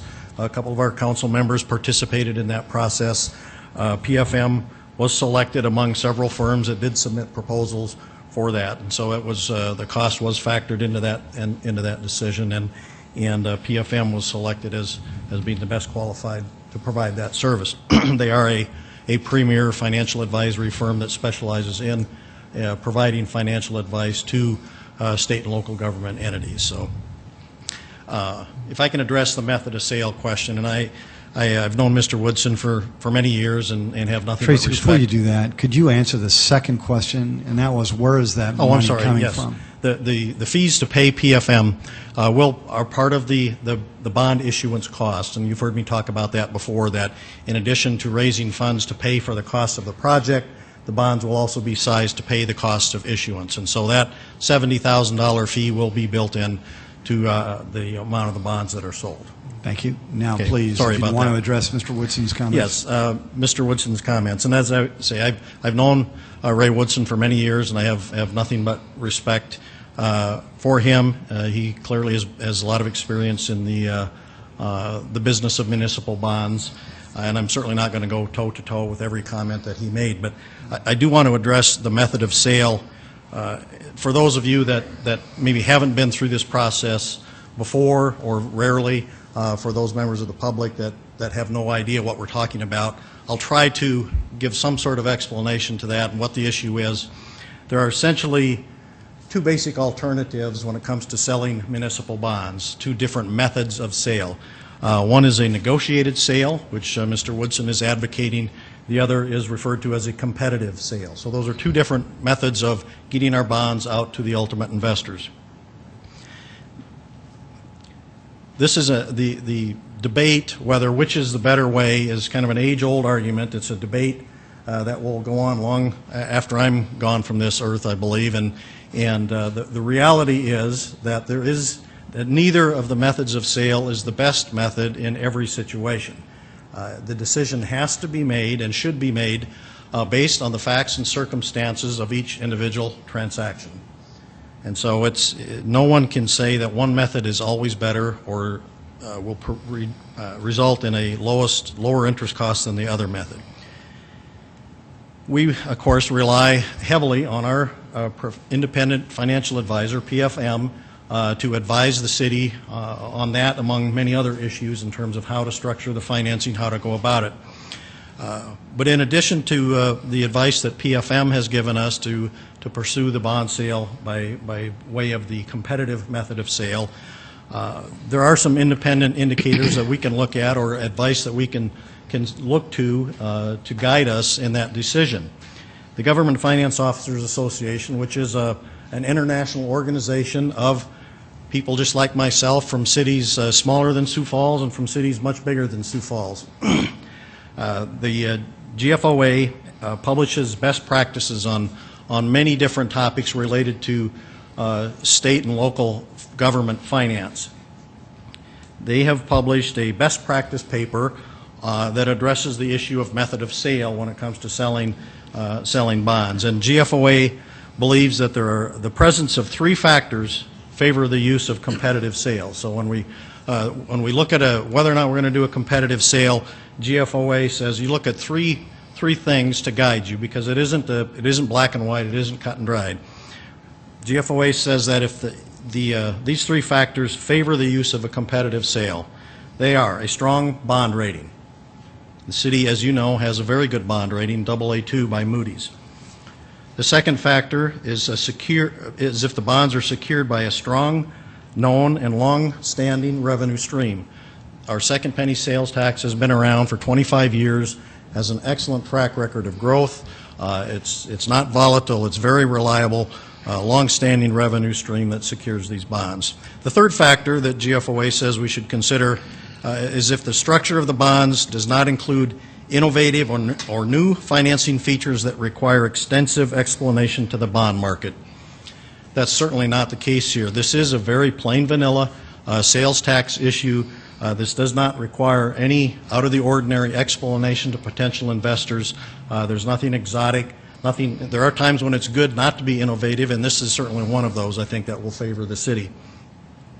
So all three of these factors that the GFOA recommends we consider are clearly present in this particular financing transaction, and for that reason PFM has advised the city to use a competitive sale, and I wholeheartedly concur with PFM's recommendation, and I believe that this is the method of sale that is most likely to meet the goal of our lowest overall interest cost for this financing. So with that, thank you, Tracy. Councilor Brown. Remarks. Just a couple of things. I, too, have immense respect for both Mr. Woodson and Mr. Grimman. In fact, Mr. Grimman helped my employer do bonding when we qualified to build our second site. Ms. Roust was involved in that as well, and they did great work for us. It's a little bit different, I think, when we're dealing with bondings up here, and I hope that they put in a bid in this competitive process. But there is a trend. Many states now do not allow municipalities to do negotiated bids. Minnesota is one of them, for example. And just as another example, we did a competitive bid for the biggest bond project to date that we've ever done, Lewis and Clark. And the spread between the first one, the winning bid, and the second one was $1.1 million. What if we had negotiated with that second one instead of doing a competitive bid? You know, I don't pretend to be a bond expert by any sense, but we go out on competitive bid for everything from janitorial supplies to street construction. And we do that to get the best price at the moment when we need it and have it be very transparent. Bonding is complex. However, I do know that competition provides an incentive for each underwriter to submit its most aggressive bid. So in this case, I recommend that we continue with the competitive process. Councilor Brown, would you be willing to make a motion? Second, Entenmann. Councilor Brown's made a motion to approve this item, seconded by Councilor Entenmann. Is there any further discussion? Yes, Councilor Entenmann. Mr. Mayor, I'd like to substitute motion to adopt the amended ordinance as the grammatical changes as is discussed by Doug Hayek. Second, Karski. There was a motion made by Councilor Entenmann to make a substitute motion to adopt the amended ordinance with grammatical changes as discussed by Doug Hayek earlier on in the City Council meeting, and that was seconded by Councilor Karski. Is there any further discussion? A roll call vote, please. Councilors Anderson? Yes. Brown? Yes. Intiman? Yes. Erpenbach? Yes. Jamison? Yes. Karski? Yes. Rolfing? Yes. Aguilar? Yes. That is passed 8-0. Is there any further discussion? If not, we'll vote on the substitute motion. Or that was a substitute motion, so that's it. Yes, sir. Main motion. Oh. On the amended ordinance. Oh, it's The substitute the substitute, motion yes, that canceled covers out. it. Nice job. I tried. Item 16. Second reading, an ordinance of the City of Sioux Falls, South Dakota, providing supplemental appropriations for snow removal operations. Welcome, Mark. Good evening, Mayor and City Council.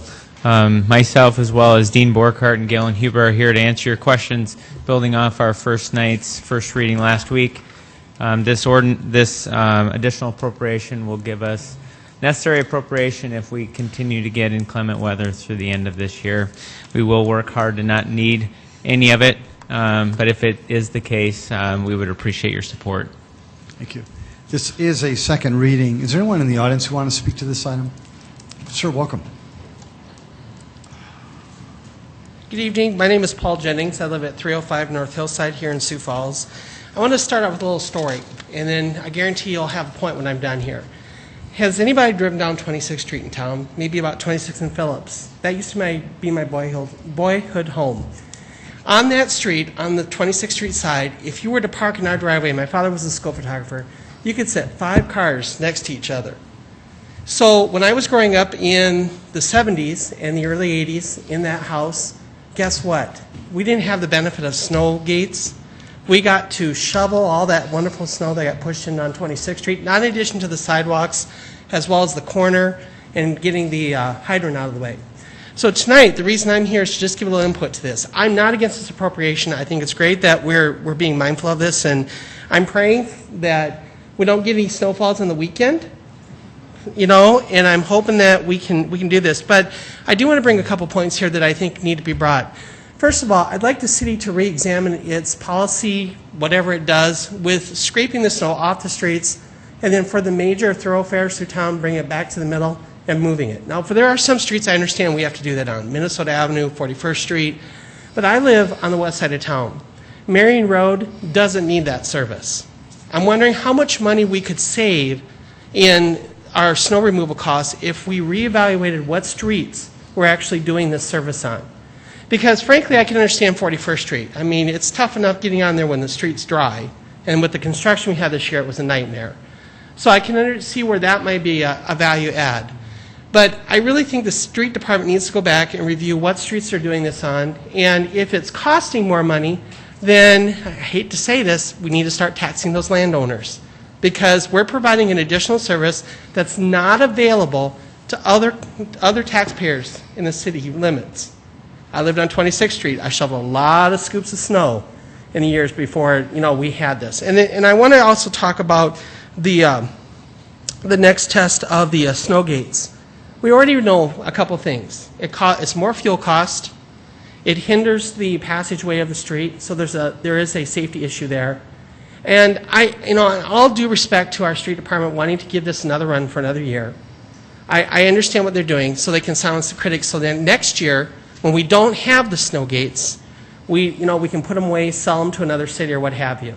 But my personal feeling is that we should, if we're already crunched for money this year, the snow gates should be pushed back till 2012 budget. They shouldn't be used in 2011. And we should just maintain the streets best we can until we're into the new year, into the new budget. This appropriation can go a lot further if we do just a simple reevaluation. Now, of course, I don't have Galen Huber's job.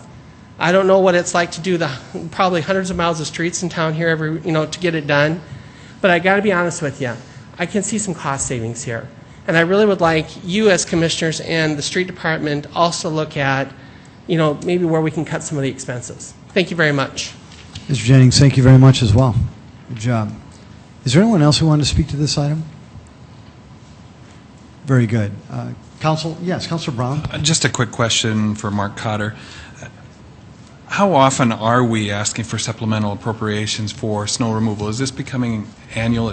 I recall others, but I can't remember how often we're doing this. No, in the past 5 years, the last time we did this was 2007. So it builds off a very active spring. The stat we shared last week was 83 out of 120 days we received some level of precipitation. And it can be something as slight as what happened this previous weekend, but it still requires us to go out, mobilize, and de-ice, which doesn't take long, but does cost dollars so we can keep people moving safely. So, thank you. Very rare. Yes, Councilor Anderson Jr. And Mark, one more question. Could you explain the reason why you're asking for the appropriation and what will happen with the dollars if they're not used?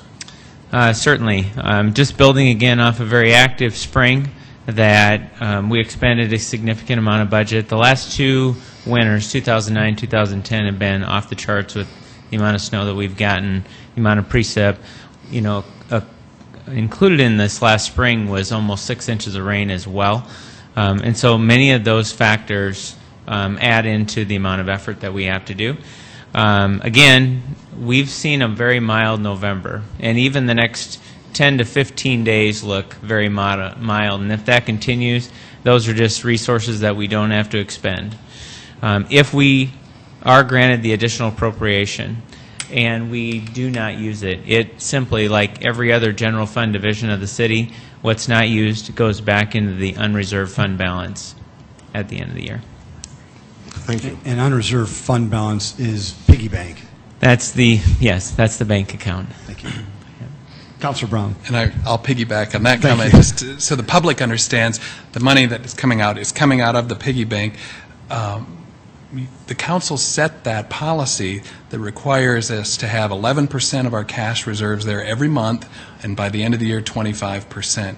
We have well in excess of that. We are at about $40 million, right, Tracy? Or maybe slightly lower than that now.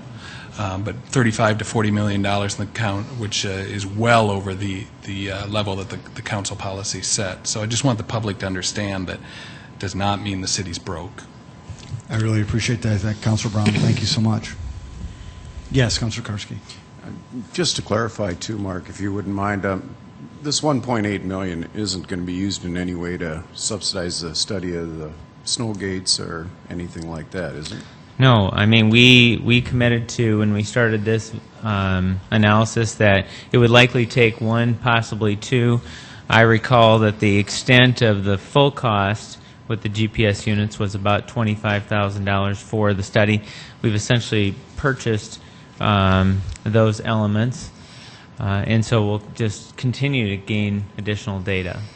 One of the comments, if I could address about the snow pickup, because that question does get asked, is that we also don't want to pick up any more snow than we have to, because it's as intensive in some cases as clearing all the streets. And so the key is if we've got back a curb sidewalk, our intent is when we immediately go out and plow the streets out and we put all that snow on those sidewalks, our intent is once the event is stopped, we reach out, we grab that snow that we placed on that back of curb sidewalk and pick it up. That's the extent of what we do throughout town. That's why you see those key streets like Minnesota, 41st Street, and those types of streets. But I'm certainly willing to sit down with Paul and address any additional questions that he has. Thank you. Councilor James. Mark, the $1.8 million that you're requesting will be allocated to snow removal for the remainder of this year, right? It would be, yes. And the Snowgate test area, should start a snowfall that would be within this year. It would be within this year. What we call the year, which is 2011, 2012, snow season, but the appropriation only runs through the end of the calendar year. We'll start the 2012 appropriation on January 1. Right. But I think what Paul was asking and was talking about was a different level of service for some citizens within our city, all coming from the same fund that everybody's paying, and everybody's not getting the same level of service. Can you address that? I don't want to turn this into a Snowgate issue, not now, but I think that's what Paul is really addressing, is a different level of service for different citizens. Well, I think maybe the key thing is that when we do snow and ice control for the entire winter, on a typical winter, we only plow out the city 4 to 7 times. And so the majority of the snow removal budget is for the emergency and secondary routes, which everyone in the city benefits from. Yes, there is targeted groups for snow removal services with the snow gate test, but they're more on conditions and type of neighborhoods as opposed to anything else. And so at this point, they're still very isolated tests. But I would venture to tell you, just like this last weekend, we didn't. The majority of those resources went to all the emergency and secondary routes. And you didn't use snow gates? No. Thank you. Councilor Ivor. Mark, how much would that estimate, I know you probably don't know your exact costs from last weekend, but doing what was done, how much would that approximately cost? We will certainly capture that. We'll add up all of our salt and chemicals and fuel and wages, and we can certainly bookmark that for you after this, toward the end of this week. So have you announced where the next test area is for the snow gates? We are refining that, and those areas will be put up on the website very soon. Thank you. Okay. Councilor Entman. Mr. Mayor, I move that we approve the second reading. Second, Anderson. Councilor Entman's made a motion to approve item number 16, seconded by Councilor Anderson Jr. If there is no further discussion, a roll call vote, please. Councilors Anderson? Yes. Brown? Yes. Entman? Yes. Erpenbach? Yes. Jameson? Yes. Karski? Yes. Rolfing? Yes. Aguilar? Yes. That is passed 8-0. Item 17. First reading, an ordinance of the City of Sioux Falls, South Dakota, rezoning property at 611 South Dakota Avenue from the C-2 General Commercial District to the RA-2 Residential District, petition number 2011-10-09, and amending the official zoning map of the City of Sioux Falls. The Planning Commission recommends approval. This property is part of the Helen Salem Estate. It is approximately 0.14 acres in size. There's currently a residential use on the property. It's along the area of South Dakota Avenue. The owner of the property recently deceased, and the heirs are now wanting to resell the property. So the purpose of this is to change the zoning in conformance with the current residential use in order to secure future bank financing. Council, any questions or comments? Yes, Councilor Anderson Jr. Move to set the second reading for Monday, December 5th at 7 p.m.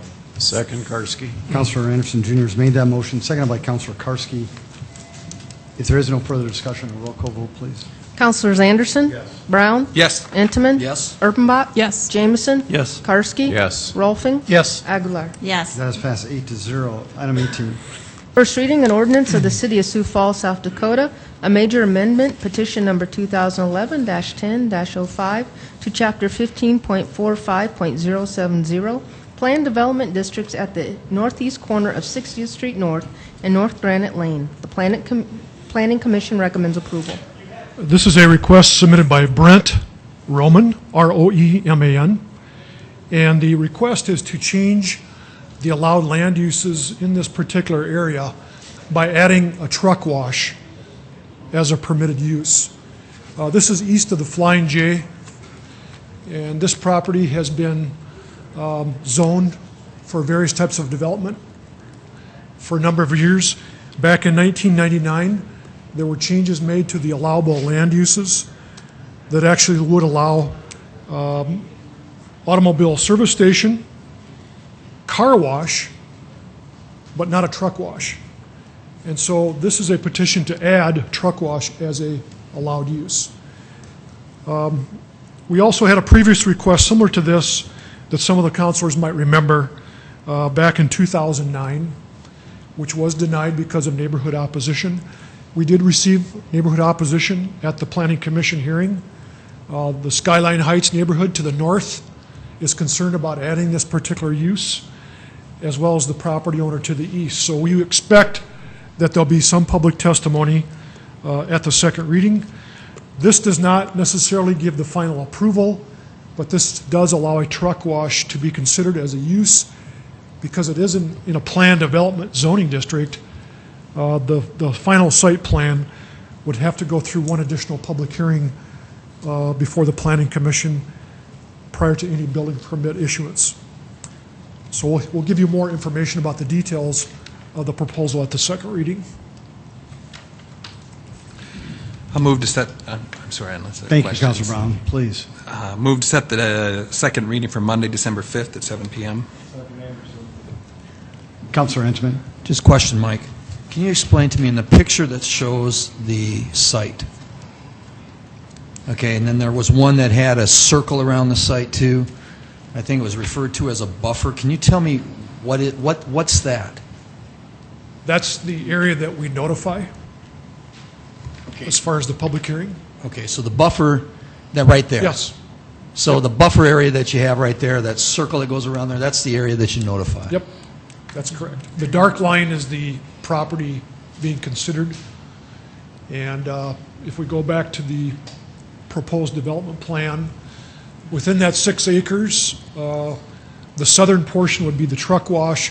The northern portion, which is currently limited to office, would be a temporary open space, but could be redeveloped in the future for office. Okay, thank you.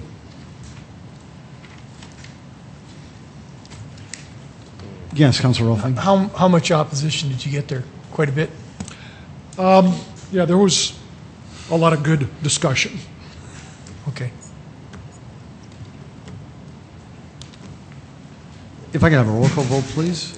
Councilors Anderson? Yes. Brown? Yes. Entman? Yes. Erpenbach? Yes. Jameson? Yes. Karski? Yes. Rolfing? Yes. Aguilar? Yes. That's passed 8-0. Item 19. First reading an ordinance of the City of Sioux Falls, South Dakota, rezoning property at Southwestern Avenue and West 95th Street from the AG Agricultural District to the RS-2 Residential District, the S Institutional District, and the RC Recreation Conservation District. Petition number 2011-10-06, and amending the official zoning map of the City of Sioux Falls. The Planning Commission recommends approval. This is a petition by the Harrisburg School District asking for zoning approval of a new site that they have acquired for a future middle school on the east side of the property and a future elementary school in the western portion of the property. There would also be room for a playground area and ball field in between, as well as some future single-family residential development along the north side of this property. So this second reading would be for the zoning approval for the land uses. There would subsequently be presented to the council a subdivision plan showing the proposed street and lot layouts. And I will comment that we are also working in conjunction with this, the property owners to the north, which also are developing a residential area. We're working with them on the connectivity of streets to the Harrisburg school sites. We have some differences of opinions about how the streets should connect and where they should connect, and so we're hoping that we can get some of those issues worked out prior to the final consideration of this development plan. But for now, this is the zoning approval that you would be considering for the two school sites. Councilor Anderson, Jr. Move to the second reading for Monday, December 5th at 7 o'clock. Second, Rolfing. If there is no further discussion, a roll call vote, please. Councilors Anderson? Yes. Brown? Yes. Entman? Yes. Erpenbach? Yes. Jameson? Yes. Karski? Yes. Rolfing? Yes. Aguilar? Yes. That is passed 8-0. Item 20. A resolution of the City of Sioux Falls approving the preliminary plan of the Shadow Valley addition. The Planning Commission recommends approval. This is a petition for the subdivision plan submitted by Don Runge. This is approximately 36 acres of land. It is located directly north of the Explorer Elementary School, which is part of the Harrisburg School District, and it would also be east of Beale Avenue. The proposed subdivision plan provides for approximately 58 single-family residential lots that would be developed along either side of a major drainage way that extends in a north-south direction through this property. It also provides for street connections to the west, to the south, to the east, and to the north.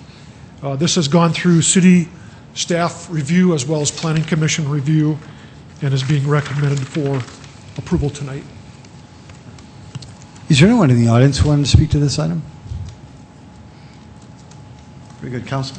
Move approval, Aguilar. Second. Intiman.